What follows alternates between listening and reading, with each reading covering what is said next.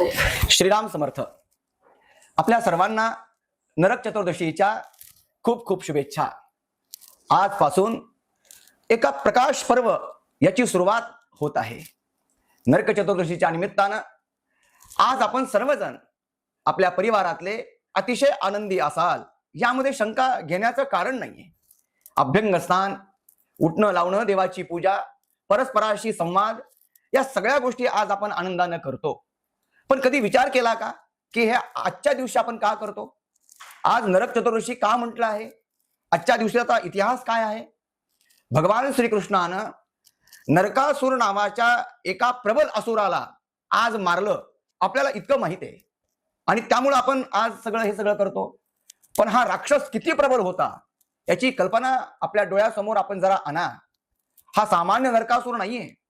या नरकासुरानं 16,000 पेक्षा अनेक कन्या आपल्या बंदीशाळेमध्ये बंदिस्त केल्या आहेत.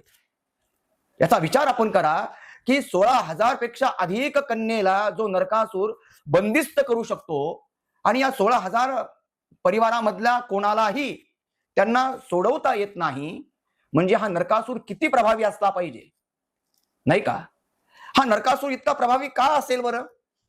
त्याचं कारण हे आहे की नरकासुराच्या अवतीभोवती जे संघटन होतं ना, ते सर्व संघटन असज्जनाचं संघटन होतं, आसुर लोकांचं संघटन होतं, आसुर प्रवृत्तीचं संघटन होतं. आणि त्यामुळे नरकासुर हे सगळं करू शकला.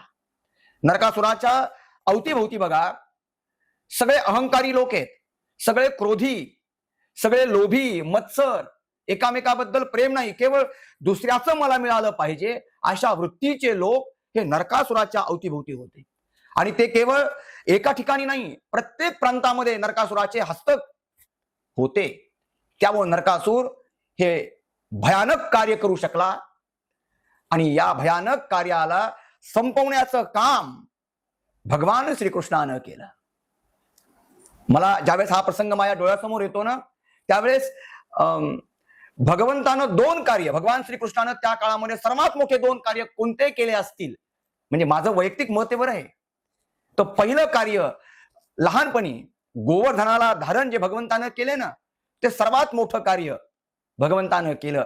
आणि त्यानंतर मोठं कार्य दुसरं कुठलं असेल तर नरकासुरासारख्या अत्याचार्याचा वध केला.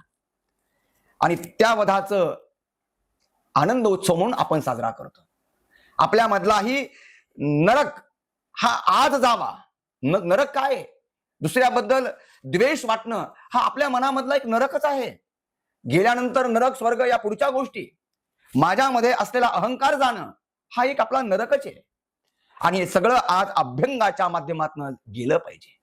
हे सगळं एक दीपक, जो दिवा आपण लावतो, प्रज्वलित करतो, प्रकाशाचा उत्सव जो आपण आजपासून सुरू केलेला आहे, या प्रकाशानं अंधकार जातो. पण आतला अंधकार जाण्यासाठी काय करायचंय?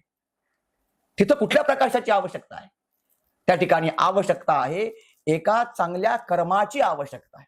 चांगलं कर्म, एक छोटा दीपक घराला प्रकाश देतो आणि एक चांगलं कर्म केलेलं असंख्याच्या हृदयामध्ये प्रकाशमान ते करतं, असंख्याच्या हृदयामध्ये. आणि म्हणून आज नरक चतुर्दशीच्या निमित्तानं एक दीप आपण आपल्या घरामध्ये लावून प्रकाश करावा. त्याचप्रमाणे एक चांगला विचार, एक चांगलं कर्म करून सुद्धा आपल्या एका चांगल्या प्रकाश पर्वाला आपण सुरुवात जर केली तर खऱ्या अर्थानं नरक चतुर्दशी साकारली म्हणून समजा. बघा, पटतंय का?